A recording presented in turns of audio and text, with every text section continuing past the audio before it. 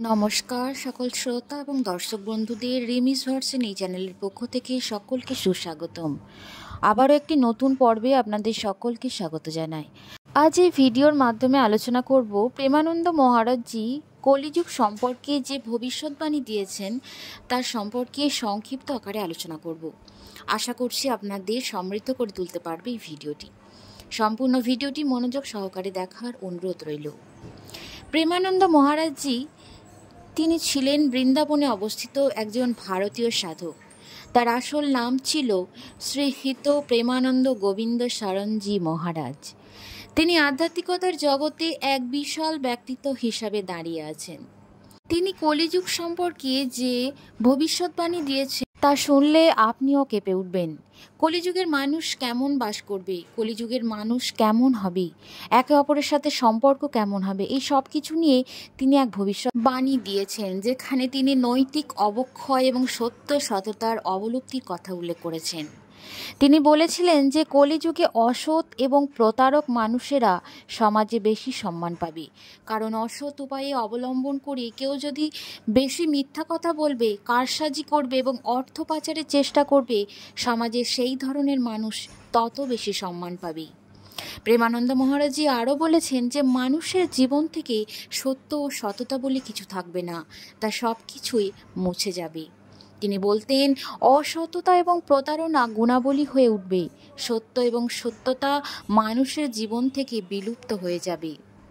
হিন্দু ধর্মের 4টি যুগ রয়েছে: সত্যযুগ, ত্রেতা যুগ, দাপর যুগ এবং কলিযুগ।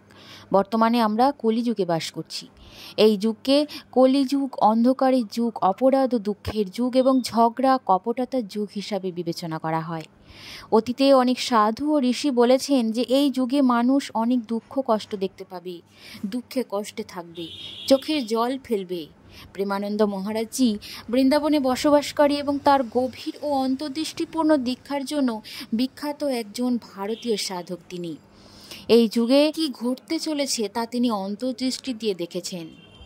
তারই একজন ভক্ত তাকে জিজ্ঞাসা করেন যে এই কলিযুগ সম্পর্কে তার ভবিষ্যৎবাণী কি, কলিযুগের মানুষ কেমন হবে।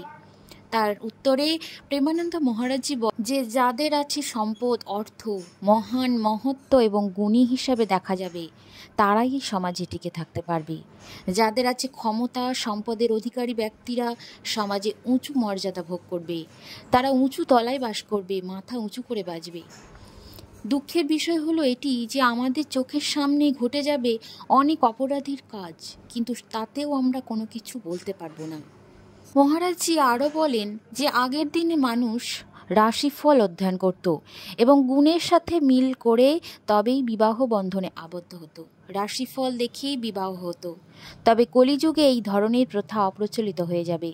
সুতরাং মূলত একজনের পরিবারের চরিত্র এবং তাদের মূল্যবোধের কোনো প্রাসঙ্গিকতা থাকবে না।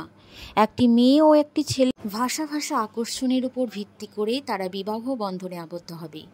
তিনি প্রাচীন ঐতিহ্যের প্রতি অবহেলাকে গভীরভাবে উদ্বেগজনক বলে মনে করেছেন।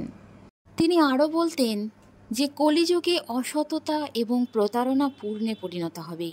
তিনি আরও বলেন যে যত বেশি মিথ্যা কথা বলবে, অন্যায়ভাবে অর্থ লোপাট করবে, অর্থ আত্মসাৎ করার চেষ্টা করবে, তত বেশি সমাজে সেই ধরনের মানুষের সম্মান বৃদ্ধি পাবে। কলিযুগে মানুষ তাদের ধূর্ততার জন্য মানুষকে প্রশংসা করবে, তাই মূলত মানুষ সৎ এবং সত্যবাদী হওয়া বন্ধ করবে। বন্ধুরা, এই ভিডিওটি থেকে আপনাদের কি কোনো অংশে মনে হয়েছে কলিযুগের সাথে কোনো রকম সম্পর্ক রয়েছে? যদি থেকে থাকে অবশ্যই কমেন্ট বক্সে কমেন্ট করে যাবেন। বন্ধুরা, আজকের ভিডিওটি এখানে সমাপ্ত করছি। আবারও দেখা হচ্ছে আপনাদের সাথে পরবর্তী ভিডিও নিয়ে। সকলে ভালো থাকুন, সুস্থ থাকুন। ধন্যবাদ সকলকে ভিডিওটি দেখা